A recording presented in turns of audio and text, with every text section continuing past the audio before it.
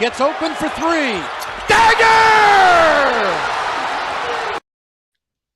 Hello, hello, hello. Welcome to episode number 22 of Well Beyond the Arc. I'm Manoli. And I'm Montana. And we'll be, as always, talking NBA basketball with you for the next hour or so. Glad that you're here with us. If you're new to the program, welcome. If you've been following us for quite some time since the beginning or even the last couple weeks, welcome back to you guys as well.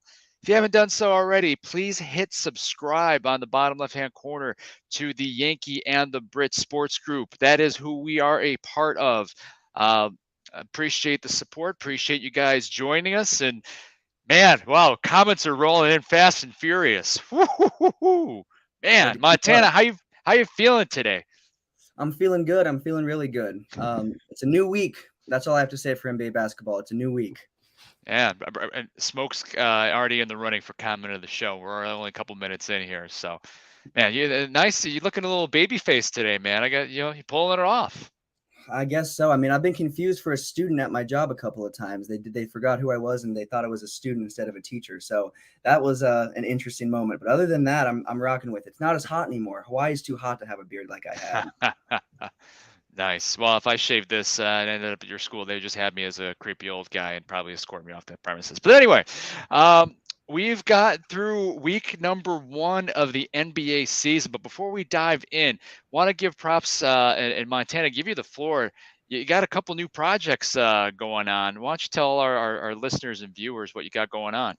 I do. So I had 0 for the longest time other than Well Beyond the Arc. But now I'm actually adding 3. It was 1 and then it was 2.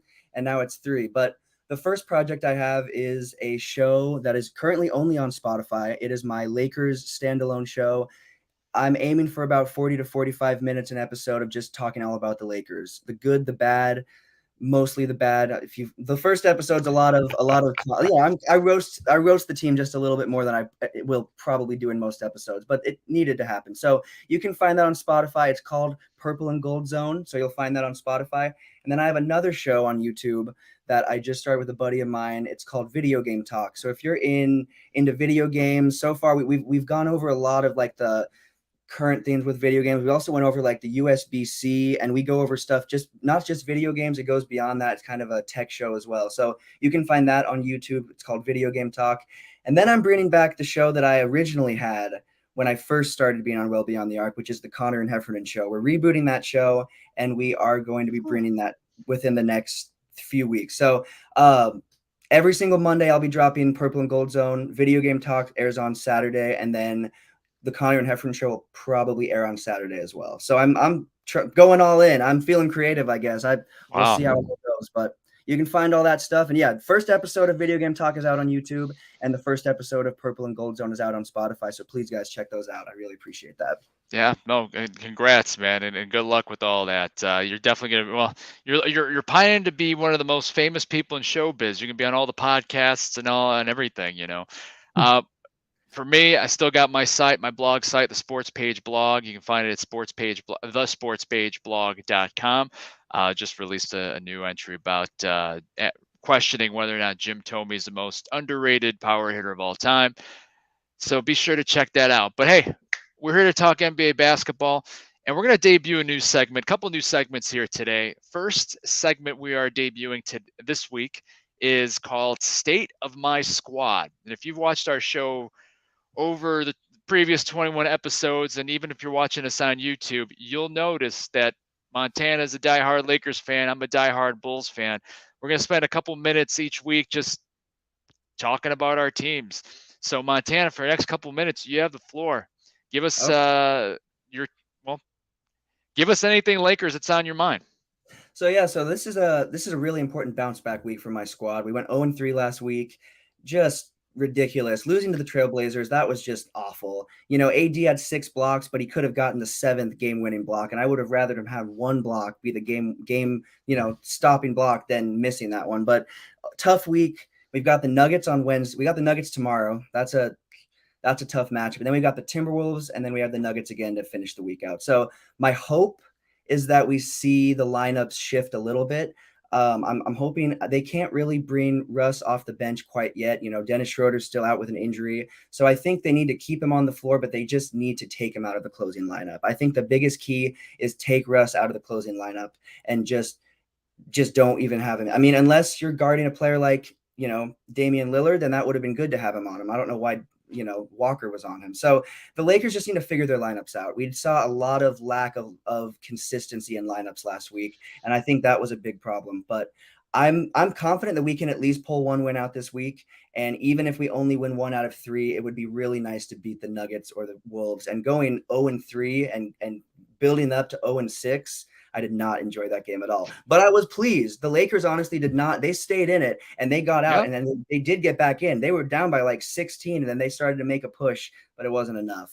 So biggest thing the Lakers need to do is not give it up in the third. They always, you watch their games and they are scoring consistently lower in the third. I think it was against the Clippers. They scored 30 in the second and 19 in the third or something like that. It's just they cannot come back after halftime like they've been coming back. So if they can come back with a little more fire and hold on to those close games and also just figure their lineups out, I do think the Lakers can. No, I definitely 20-point win. That was not. There's no the Lakers. You know, LeBron James. It's ring night. He wants to ruin that. He's not going to be beat by 20. But no, it was a tough week all the way around. They look like an absolute laughing stock 3-point wise, but I'll get into that in the next segment actually. So I would say that they had a really, really, really bad first week, but there were some bright spots, and I'm hoping they can figure lineups out and kind of figure out just get their footing this next week because it just didn't look like they had their footing last week at all. So hopefully that was a wake up call and they can kind of bring more consistency this next week.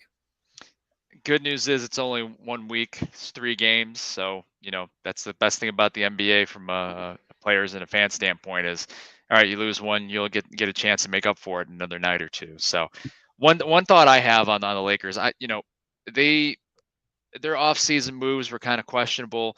Maybe, I know Laker Nation was not a fan of now them not going for a big move or things of that nature, but I do have to praise them for one move. The Lonnie Walker move. Lonnie Walker is actually, to me anyway, in the couple of Laker games I've seen, has been playing pretty well. Still not a great outside shooter, but then again, no one on the Lakers seems to be. But a young guy, high energy, athletic, always had some talent.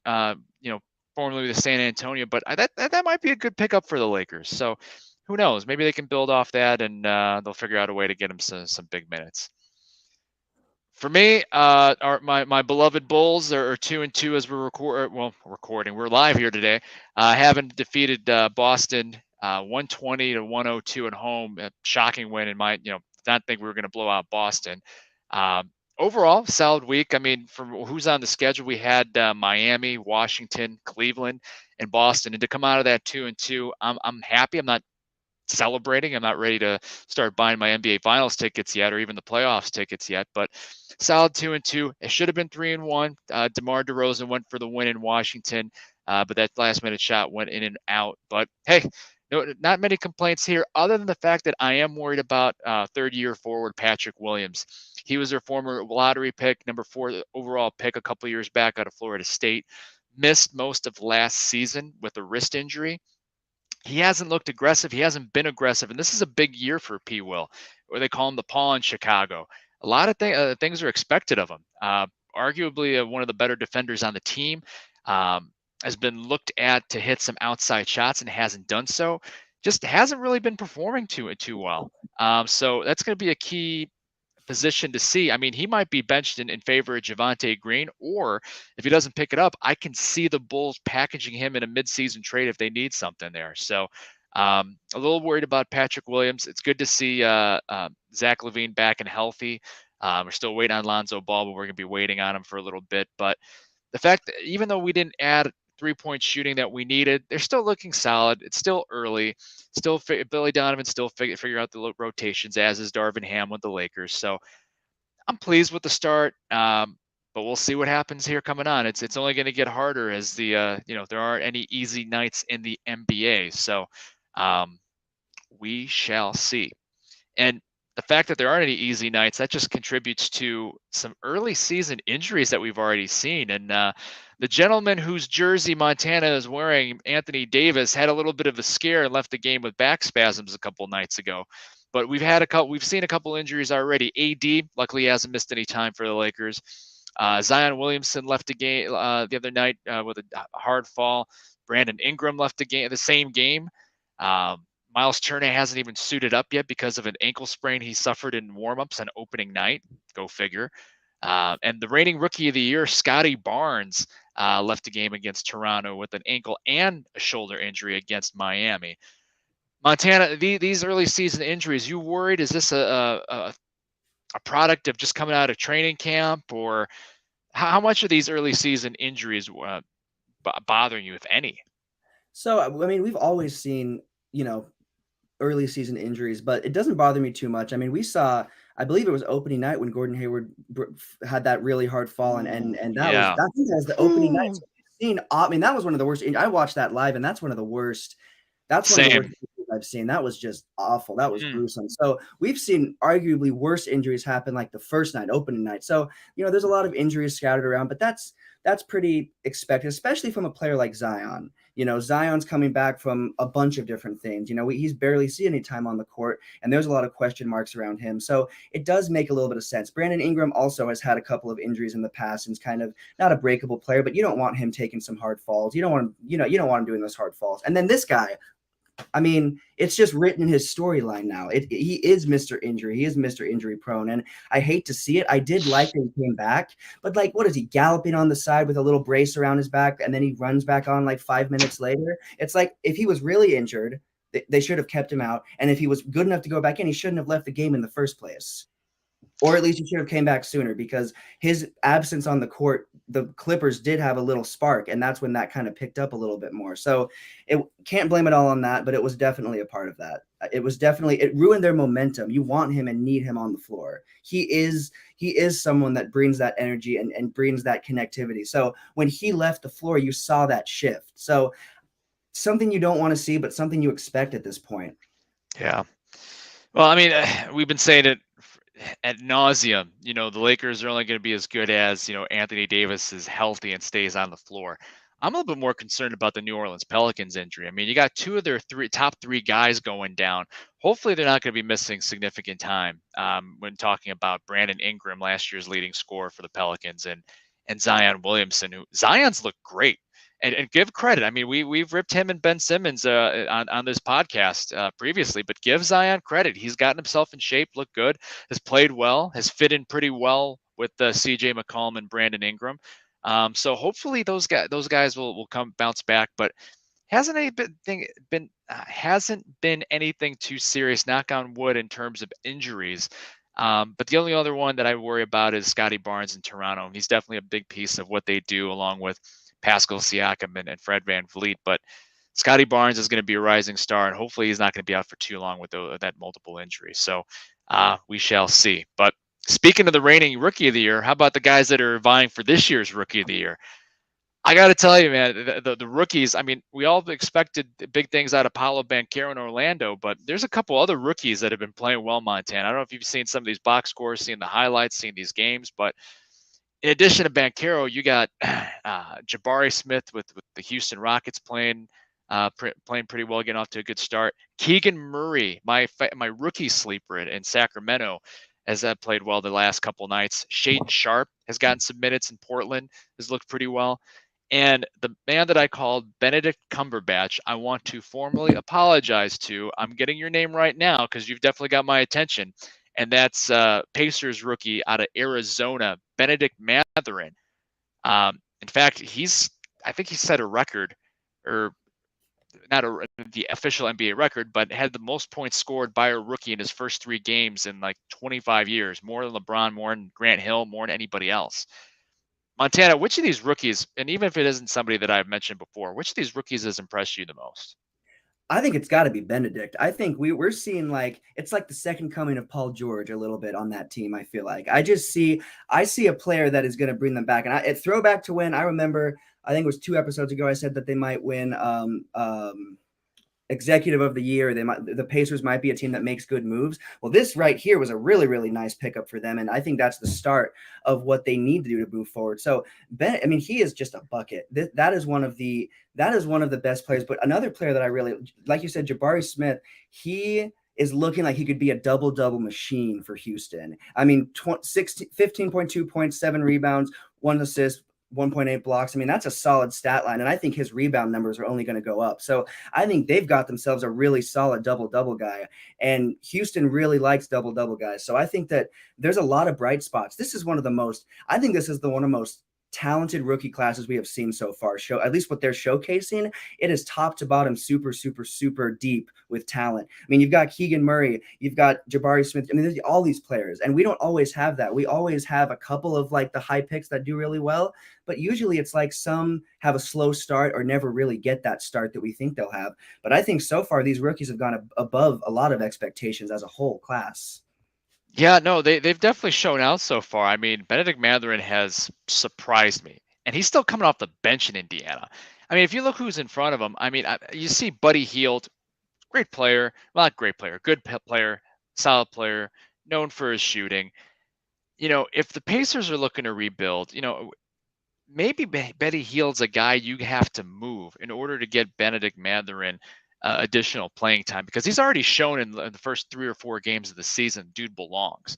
And he scored 20 plus points, I think 25 plus points in his first 3 games off the bench, including multiple threes. He's played some solid defense. Yeah, okay, he had a shacking moment last night or the night before against James Harden, but okay, you're a rookie. It's your first time guarding James Harden. You'll learn. He's definitely been the most impressive one. Now, Paulo Banchero with that poster on Detroit that first night was pretty impressive too.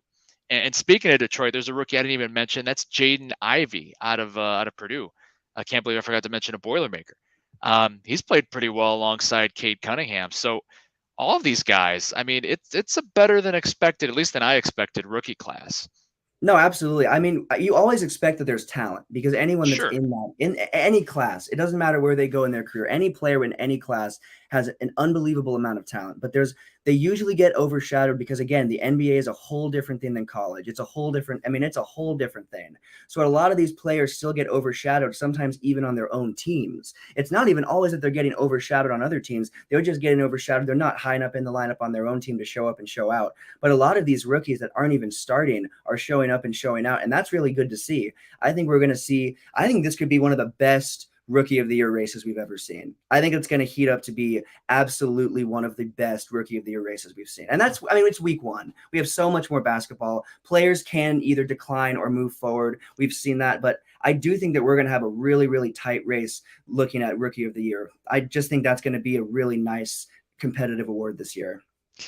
All right. Well, we both know we're only a week in. It's only a handful of games in, but let's overreact to this. Let's pick a rookie of the year right now based off of what you've seen out of the first 3-4 games, Montana. Who's your rookie of the year?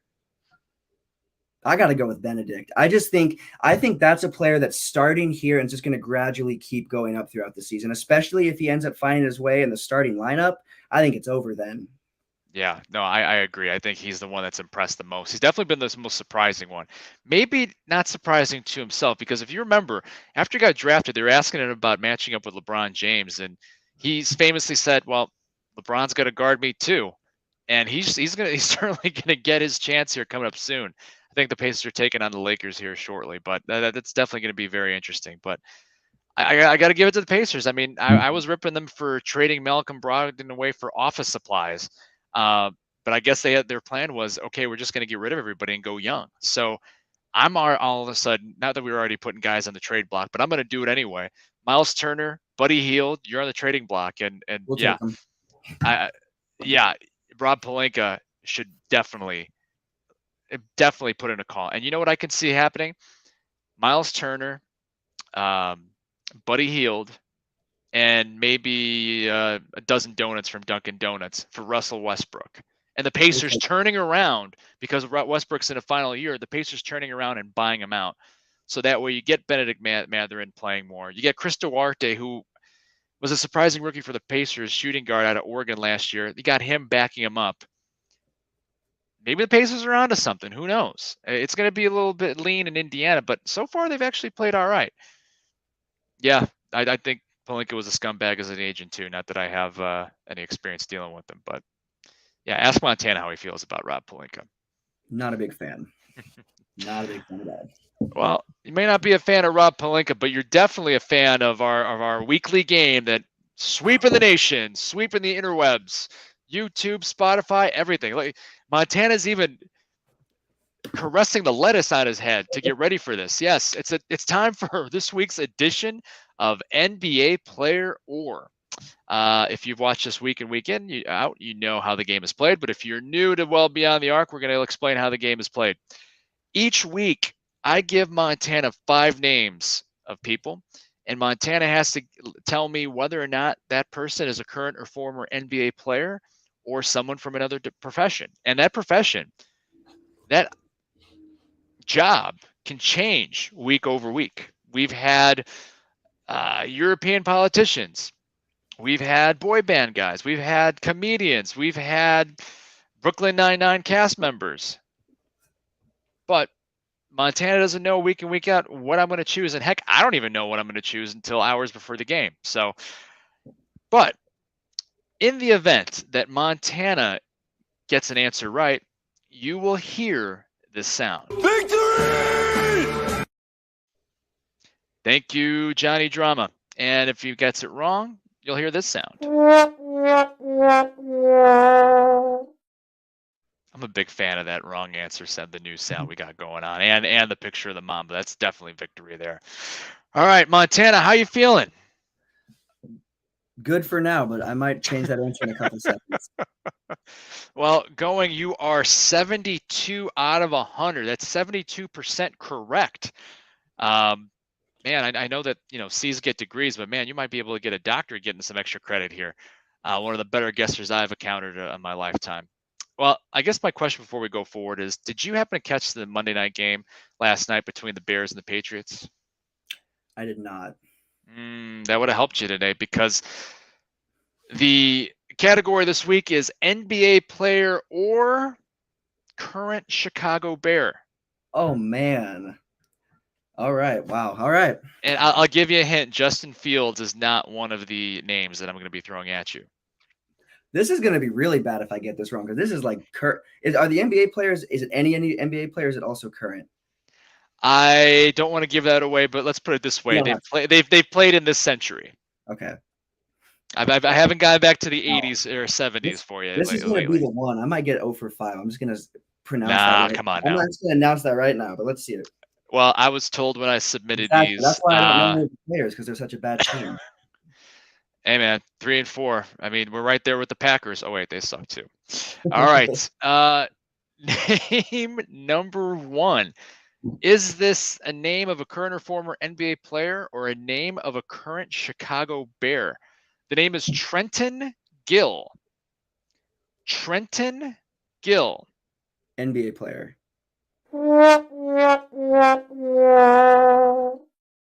You may be thinking of Kendall Gill, but no, unfortunately, Trenton Gill is a member of the Chicago Bears. He is the punter and wears number 16. Not a good start. Turn it around.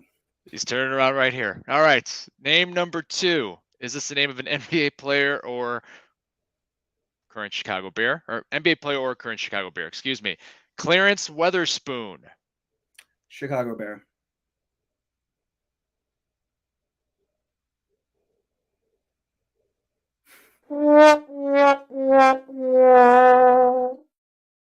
Oh, man. Clarence Weatherspoon averaged 11.5 points per game, 7.5 rebounds in 915 career games, mostly with the Philadelphia 76ers and Houston Rockets from 93 to 2005. Yikes. All right, forget it. You're done. New slate. Let's go. 3 in a row like NBA Jam. You'll be on fire. Name number 3. Is this the name of a current or former NBA player or current Chicago Bear? The name is Josh Blackwell. Josh Blackwell. Chicago Bear. Victory! There he is. Josh Blackwell is a rookie DB out of Duke. He wears number 39. Backs up Kyler Gordon and oh my gosh, what was his name? Josh Jackson? We'll go with that. Sure. Yeah, Montana, you should be asking me the questions next week. I don't even know my own team. All right, name number 4. Is this a current or former NBA player or current Chicago Bear? The name is Mike Scott. Mike Scott. NBA player? Victory! Yes, sir. Mike Scott averaged 6.7 points per game in 555 career games with the Atlanta Hawks. Lastly, with the Philadelphia 76ers, famously got into a tailgating fight at the Philadelphia Eagles game because he was wearing a Washington Redskins jersey, and Eagles fans didn't take too kindly to that. But fun fact there. All right, fifth and final name. You're 2 for 4. Can you make it 3 for 5? The name is Sonny Weems.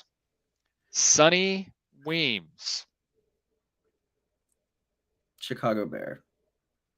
Whew.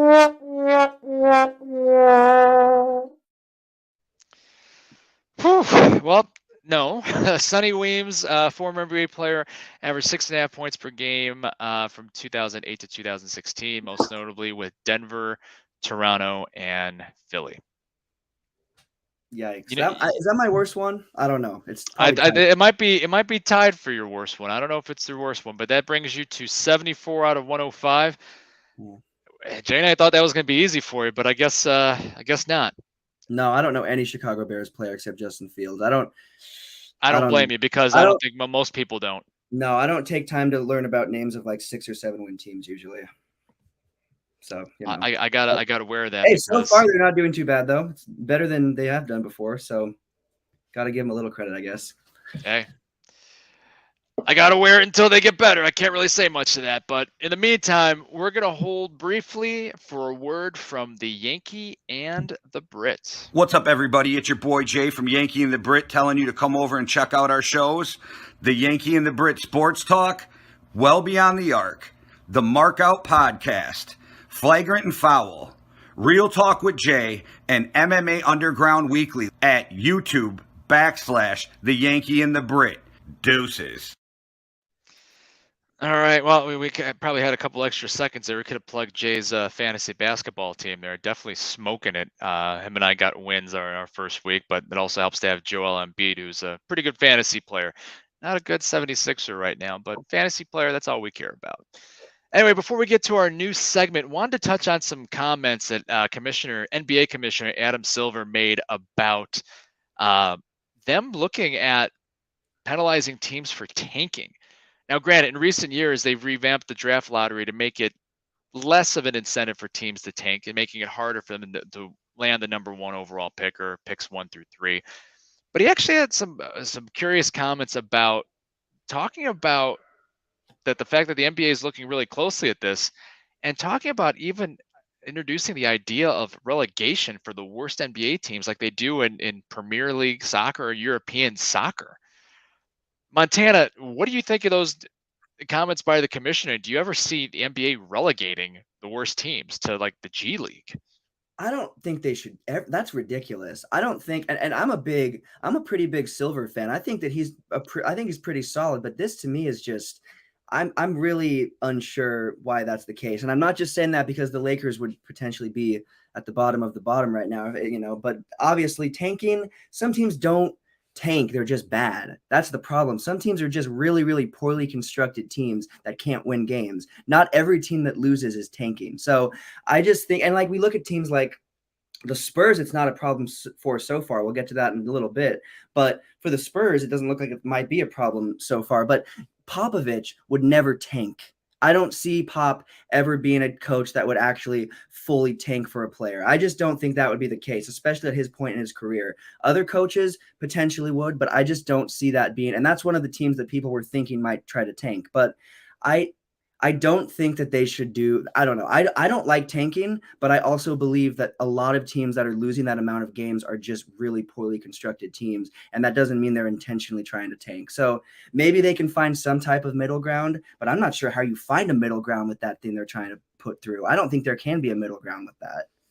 I mean, can you imagine the San Antonio Spurs being, just using them as an example, being demoted and relegated to the G League, and all of a sudden you have tonight's matchup on the NBA on TNT, the Houston Rockets against the Austin Toros.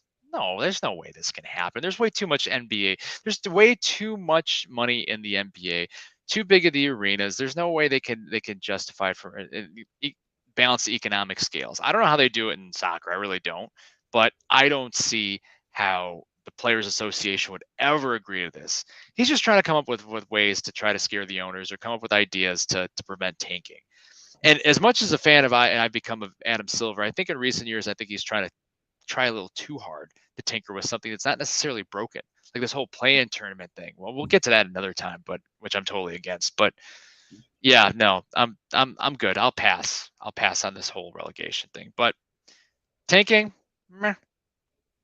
No, I mean, it happens. I just don't think it's that big of a deal. It's not, you know, and again, as a fan though, the fans don't want to see their teams tank, but it's also like No. you also want to see them make it to the next level. And sometimes teams just can't get there with who they have. So I don't believe in tanking, but I do believe in just accepting your fate a little bit and being like, we're just kind of a bad team this season, but you know, hopefully we can get something put together in the draft or something in the offseason. Like that's fine. I just don't think we should completely, like, tanking should be definitely something that isn't like pushed and encouraged, but it never has been. Tanking has never been encouraged. It's not something that makes sense for anybody involved. So I hope that they can kind of end up realizing how dumb this is to even think that that would be something that, because fans don't want to see that. Fans don't want to see teams getting demoted or like that. That would just be that'd be a big loss. That'd probably be one of the biggest losses. Humiliating. Yeah.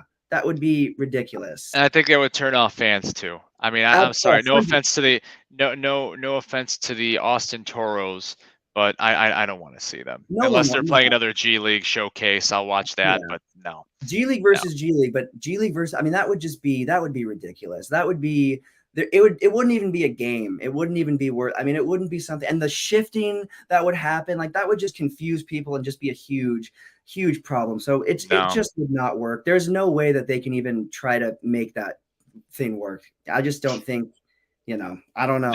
Not every idea is a good idea, Commissioner. Maybe you might want to pocket this one if you're watching. Hopefully you are. And if you are, please comment. We'd love to hear from you. That would be nice. Well, speaking of a good idea, which I think it will be, and hopefully our listeners and viewers will think so. This is our second of our two new segments we want to implement week after week. It's called The Good, the Bad, and the Ugly. Montana and I will give one good thing that we saw this week, one bad thing, and one ugly thing that we saw in the NBA. Let's start with the good, Montana. Give me one good thing that you saw. There's a couple things we can talk about, but give me your good for this week. So my good for this week was I thought that John Wall made a great debut back, had a great week. I think that John Wall is really a bright spot for that Clippers team. And it hurts seeing him because the Lakers could have had him more than once, but we did not. I don't understand why still, but it was a bright spot. I thought he played great. And I think that he is going to be a really big piece that moves the Clippers closer to a championship. So I think he was honestly one of the missing pieces for them. So seeing John Wall back in the court was just good. But besides that, just looking at it from a basketball standpoint, he looks really, really good. He looks like John Wall more than we've seen him look like John Wall the last few years. So seeing John Wall back was my good for the week. And I just think that I think he's going to scorch some teams and be a really, really big, dangerous part of that team come playoff time. Yeah, no, I saw especially opening night the Clippers and Lakers, and John Wall looked good. Kawhi Leonard in limited action looked pretty good. I mean, he knocked down his first couple shots. Man, that Clipper, we've talked about the Clippers, and we'll continue to talk about them, how deep that roster is and how good they look. But good call on your good. My good is going to be the surprise teams. And granted, yes, I know it's 1 weekend, but did anybody expect the Utah Jazz and the San Antonio Spurs to be 3-1 after their first 4 games? I mean, I thought these teams were trying to be, going off our last topic, I thought these guys were trying to tank. I mean, did Danny Ainge not make it perfectly clear that he's trying to tank? And same thing with not Greg Popovich. I don't think he ever wants to tank, but R.C. Buford and the Spurs. I mean, they let Lonnie Walker go. They gave away DeJounte Murray. They tried to trade Jakob Poeltl. They're both 3-1. They both beat playoff teams from last year, at least twice. So that's my good for this week. Just some surprising teams and just proving once again there are no easy nights in the NBA, even with the bottom feeders. So let's go to bad. What do you got for your bad this week, Montana? I've got Ben Simmons as my bad for this week. It makes me happy. It's funny. I think when we first talked about Ben Simmons and all the drama, like I don't even know how many episodes back that would have been. I was like, I really hope that he comes back and does exactly what we think he's going to do. And obviously I'm not, preying on his downfall, but after everything, all the drama, everything, I just wanted to see him prove us right with what we thought. And I think he is proving us right. And it's not a positive right, if anyone is wondering. It is definitely a negative right. I mean, he cannot stop fouling out. He's putting up bottom tier role player or numbers. He's putting up bench role player numbers, and he's not playing bench role player minutes. So Ben Simmons looks awful. So he's my bad. He was almost my ugly, but once I say my ugly, people will realize why that's my ugly. So the bad for me is Ben Simmons as a whole. But I will say that KD and Kyrie look nice. They do look nice. I think that they could be pretty dangerous, but Ben Simmons is only dangerous for his own team. Well put. He's more dangerous for his own team. I have a funny feeling you and I have the same ugly, but I'll go with the bad. And that's my bad is the Philadelphia 76ers. I came on this podcast last week or the week before, and I predicted that I had the 76ers as one of my top 2 teams in the East. And I think I had them going to the NBA Finals. I know I don't get mulligans because video doesn't lie. I picked them, but man, they do not look good. Yes, they got their first win the other night against the young Pacers team. They should beat the Pacers. But, man, to quote Charles Barkley, all I see James Harden doing is dribble, dribble, dribble, dribble, dribble, dribble, dribble, dribble, dribble, dribble, dribble. And I actually think, even though James Harden looks like he's gotten himself in pretty good shape, they're still trying to figure out how to play him and Embiid. And I think James Harden is hurting the 76ers more than he's helping. Yeah, they'll figure it out. But right now, they don't look good. And I think they need to put the ball more in Tyrese Maxey's hands and move the ball. They don't need James Harden to go one on everybody, isolating and dribbling for 20 seconds of the shot clock and looking to be bail out. I mean, that makes Tobias Harris useless. It makes Tyrese Maxey, who's improving, useless. And yeah, you got Joel Embiid, who's one of the top 5-10 players in the NBA. You got to figure out how to play with him. Now, they can do a pick and pop game. They can do all sorts of stuff, but I don't know. The Philadelphia 76ers, they're not shooting well. They haven't looked good. And granted, it's very early in the season. Teams get off to slow starts. But, man, my bad. Philadelphia 76ers sitting at 1-3. They very well could figure it out, but not looking good right now. No, all right. I think we're going to have the same ugly, Montana. And no, it's not you and me. What's your ugly for this past week? So my ugly, so it was hard for me because there were a couple of uglies, especially from a certain team, but my ugly had to be the Lakers 3-point shooting. I mean, when AD puts up a shot and they didn't even, I mean, rightfully so, because it hit the backboard or hit the side, bounced off. I mean, whatever. It's just an awful shot. The Lakers cannot hit a 3. And it's like, why are they still trying to shoot as many threes? And why are certain players trying to shoot threes? They have players that shouldn't even be shooting threes. Russell Westbrook, but he was also 0 for 11 against the Clippers, which is just, I can't even wrap that around my head. I cannot even believe, I mean, he had 2 points, but they weren't what mattered, and they were from the line. So it's like he played awful, but as a whole, that team, I think it's like 21% from 3 or something like that. They're just, as an entire team, they are the laughing stock of the NBA with threes. And if they don't fix it, they're going to be the laughing stock for more than just threes, because they cannot hit a shot. And if they were winning games and missing shots, okay, whatever. But they're losing games. And part of that is because of all the 3-pointers that they're missing. I can't even. I've lost sleep over it, man. It's just ridiculous. I cannot. Every time Breathe, Montana. Breathe. LeBron airballing. It's just, when you see LeBron airball, that's bad. Anyways. Well, he's airballed a few times, but I get your point. Yeah, I might call me Nostradamus because I predicted correctly that we have the same exact ugly. And yes, it is the Lakers 3-point shooting. How can it not be? I forgot who the opponent was. I want to say this was against the Clippers. It might have been, well, this wasn't the Blazers. But anyway, there is a game where Russell Westbrook, Patrick Beverley, who's supposed to be one of their better 3-point shooters, and that's saying something when Patrick Beverley is one of your best 3-point shooters, and Kendrick Nunn combined to go 1 for 25 from downtown. 1 for 25. That's 4%. That's almost as bad as Bluto Blutarski's grade point average in Animal House back in the day. And he was 0. Now, Montana, I've never played basketball with you. I've never balled with you. I've never seen you jump shot. my jump shot's the one thing I have left in my game. I guarantee you and I can do better than 1 for 25 from 3-point range in real life. I'm not talking about 2K. I'm talking about real life. 1 for 25. Maybe they should have stopped after 1 for 20 combined. I mean, come on, guys. They picked up a guy who was a DoorDash driver, and I think worked at a funeral home. I believe his name Matt Ryan. I think it was Matt Ryan because it sounded like the QB. Great story. Good for him, by the way. I'm not ripping him by any means, but that's how desperate the Lakers have been looking for shooting. And the kid did hit a couple shots when he got in the game the other night. But man, 1 for 25. And then Russell Westbrook, like you said, 0 for 11, 0 for everything from 3-point land. Eesh.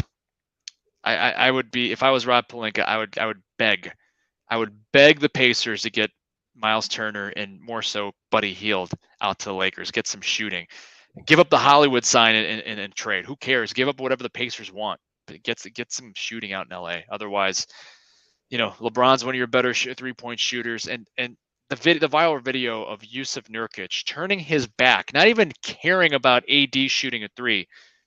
He was right, because AD hit that one off the side of the backboard. So, yeah, Smoke, maybe, who knows? Who knows? And Dennis Schroeder isn't the best 3-point shooter anyway, but already he's got to be better. Bring him back from injury. But anyway, that's our good, bad, and the ugly. We'll be giving those picks every week. We'd like to hear from you guys what your guys' good, bad, and ugly picks are. So make sure you flood the comments. Know that this is going to be a segment ongoing for each week on the show. So we'll bring it, and we expect you guys to as well. Now, speaking of help and trying to get the Lakers some help, there are a couple guys, big name guys, that are still waiting for that phone to ring. And we're talking about big name unsigned free agents. There's a number of them out there. I mean, I looked this up earlier, Montana. I mean, you and I chatted about a handful of them, but there's a good amount of guys that I'm surprised aren't on NBA rosters right now. Not just the vets like Carmelo Anthony and Kemba Walker, who was recently bought out, but guys that haven't even hit 30 yet, like Ben McLemore. I think Jeremy Lamb actually just hit 30, but Ben McLemore, Elfrid Payton, not a good shooter, but still not 30 yet. Frank Jackson, Jabari Parker is only 27. Like, who surprises you the most, or who are some of the guys that you look for NBA teams to pick up as far as these big name free agents? Well, one player I would think the team might want was LaMarcus Aldridge, because honestly, he had a pretty solid year last year. He put up decent numbers. Obviously, he went to the Nets and then had that early retirement and then came back. But I think he's a pretty solid player, and I'm surprised that other teams have not looked for him. I'm kind of surprised that the Nets didn't try to retain him and try to get him to, because I think he was honestly a pretty solid, consistent spot. So for me, he's one of the big ones right there. That's definitely a player that I think that you would want to have on your roster, even if he's not high up in the lineup. At least have him somewhere and use him, because he is a player that I think could add a little spark to a lot of different teams. Is he what he used to be? Definitely not, but he still shows a lot of flashes of that, and I think that's a player you want. But when you mention a player like Carmelo Anthony, I don't even know if he is going to find a team. We've seen Carmelo Anthony out of work for a long time, and honestly, it was really disappointing that he didn't have a team for the longest time, because he probably would have been in better shape and ready to go more then than he is now. Maybe not. I mean, he's looked great. He was fine for the Lakers, had a couple of big shooting nights, but anytime he was away at an away game, he couldn't make a shot. So he wasn't consistent enough for the Lakers. But I would be shocked if he doesn't get picked up, but I also wouldn't be completely surprised if he finds himself out of work. Same with Rondo and Howard. Maybe they're out the door. Rondo didn't really put up the most numbers last year. I look at him as more of that like coach role. I think Rondo's taken more of a leadership role, kind of like an Iggy. I think they're both more on the leadership side of the teams they've been on. But I don't know if a team would pick him back, would want Rondo now that he's out. So there's a lot of players, going throughout that are kind of surprising to me that they don't have a team. But then, like I mentioned with Howard and Anthony, and there's some players that you also wonder if they will end up back on a team.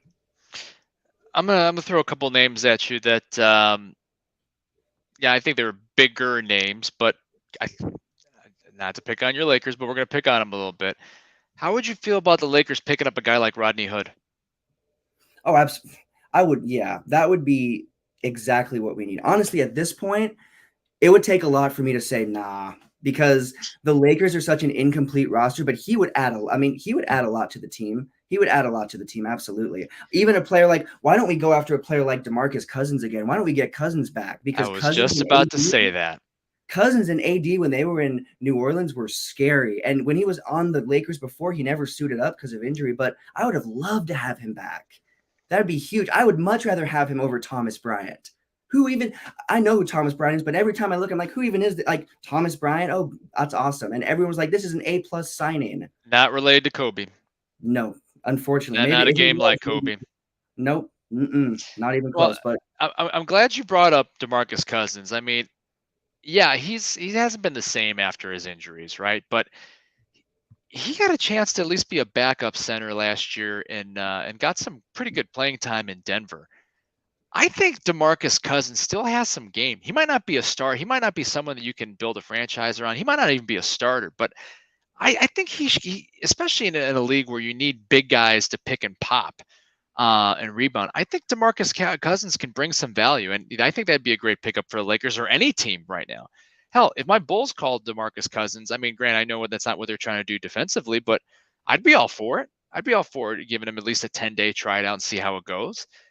So I'm actually surprised DeMarcus Cousins isn't on a team. I'm even more surprised that Denver and his old coach from Sacramento, Mike Malone, didn't opt to bring him back, even on a vet deal. I mean, come on. I mean, I thought they were going to. I totally thought that was someone they were going to retain, especially because it worked. He did put up pretty decent numbers. Was he who he was? No, but he hasn't been who he was for a couple of years now. So it's not like I he don't can think still contribute. Oh, absolutely. Fans don't expect him to be Sacramento. They don't expect that, but they do expect to see him put up what he puts up, which is pretty consistent numbers. But what about Lou Williams? I mean, That's another one I've highlighted. Yeah. Out? That is a player that he has been. I love watching him play. It doesn't matter what team he's on. He is such a fun player to watch play. And, he had a brief stint with the Lakers, obviously, before. I mean, I don't know. There's just a lot of players. But Lou Williams, I'm surprised that he's not on some team because there's always a team that has benefited greatly from what he offers. Well, this might be around the time that this is a scary time for some of these vets because you got guys like Carmelo Anthony. He's 38. I hate to say it, but he's 9 days younger than me. That's how crappy I feel. Anyway, we got Carmelo Anthony, but then you got like some of these big, old bigs that, or even the shooting guard or point guards, old veterans that can't shoot. And in today's NBA, you have to shoot. Dude, that has to be something that you can do. This might be the time where guys like Dwight Howard, Rajon Rondo, Willie Cauley-Stein's only 29, but hey, what is he good at other than rebounding, block shots, and being tall? Greg Monroe's only 32, but I think he can contribute to someone, but that's a low post game that the NBA doesn't do anymore. Paul Millsap, yeah, he can pick and pop, but he's 37.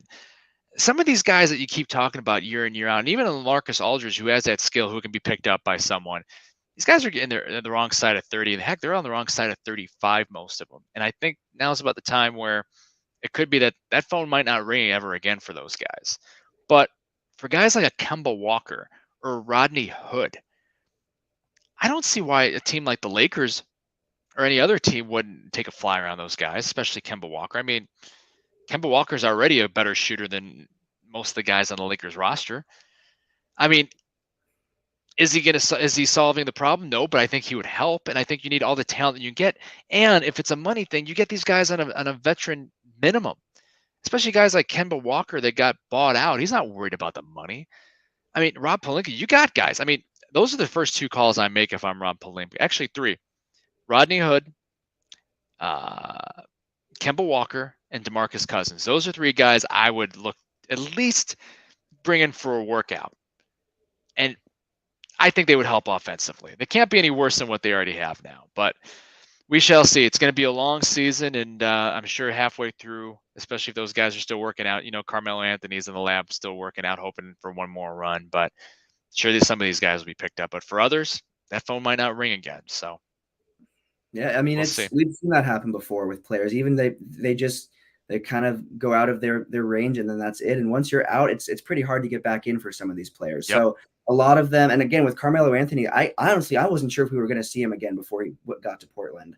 Even before he got back to before Portland picked him up, I was like, oh, is he done? That would have been a shame because he put up some pretty exciting numbers and had some exciting nights coming back. Even for the Lakers, I liked watching him suit up for the Lakers, even though it didn't pan out. So, but he produced. He produced. Yeah, he did, and even Dwight Howard, same exact thing. So it is a little bit of a shame. I feel almost personally bad for Dwight Howard and Carmelo Anthony because the Lakers, they're a pretty big reason they're out of work right now. The way that everything went, I do hold a little bit of that against the Lakers because the Lakers just kind of screwed all the guys that they had that they let go of. Kent Bazemore, all these guys. There's a lot of players that they kind of screwed up. So some of the players that are out, it's not completely their fault exactly that they're not getting picked up. There's a lot of different factors. So you can hope to see some of them get picked up, but a Dwight Howard and a Carmelo Anthony and a Rajon Rondo, I'm not sure if we'll see them suit up again. No. Well, we'll see. Long season. We're only in week 1, so we'll see what the rest of the season has in store. Well, we're coming to a close here on episode 22, Well Beyond the Arc. But as we stated, our show's open. This isn't the only place that you can find us. Hell, you can find Montana all over YouTube and Spotify these days with all the projects he has it going on. So, Montana, you want to remind our listeners and viewers what you got going on these days? Yeah, definitely. So on YouTube, I have a new show called Video Game Talk. We have our first episode out. We uploaded last Saturday. Every Saturday we'll have an episode. So Video Game Talk every Saturday on YouTube. And then my Lakers show, Purple and Gold Zone, currently is only on Spotify. I do see myself branching out to YouTube pretty quickly, but I'm only on Spotify right now. But you can find episode 1 of Purple and Gold Zone on Spotify, and that will be every Monday. I will be uploading a new episode. And then my third project is kind of a reboot of the first one I did, which is the Connor and Heffernan Show. I am not entirely sure what platform we are coming back on, but I will update you guys once I know that. Wow. Get used to seeing and hearing Montana all over the place. Well, no, good luck. And I did listen to the first episode of the Purple and Gold podcast. Good stuff, man. Good luck. As far my project, I have my website, thesportspageblog.com, sports blog about random topics, NBA, MLB, NFL, and NHL. Be sure to check that out, thesportspageblog.com. If you are a fan of terrible jerseys, I will be writing and posting about that in the coming weeks, all sports. So be sure to check that out. Last final thought before we go. I don't know if you guys heard this story, but if you listen to JJ Redick's Old Man in the Three podcast, he had Donovan Mitchell on, and I think they released that episode yesterday, the day before. And what do you think, if you remember going back to March 11th, 2020, the night the league shut down because of COVID, and when COVID escalated all over the world, when they canceled the Utah Jazz game against the Oklahoma City Thunder, what do you think the Jazz did after they canceled the game? They got drunk off wine. Wasn't it from Chris Paul? They sat. CP3 sent him 15 bottles of wine. They sat in the locker room because they wouldn't let him go anywhere else, and they got drunk off wine. That's exactly what I would have expected if the game was canceled. So CP3, if you want to send us some wine, we'll be more than welcome to try it. We won't even critique it. We'll say it's good stuff before we even try it. So send one to Jay too. I think he wants a case. Anyway, we'll see you guys next week. Take care.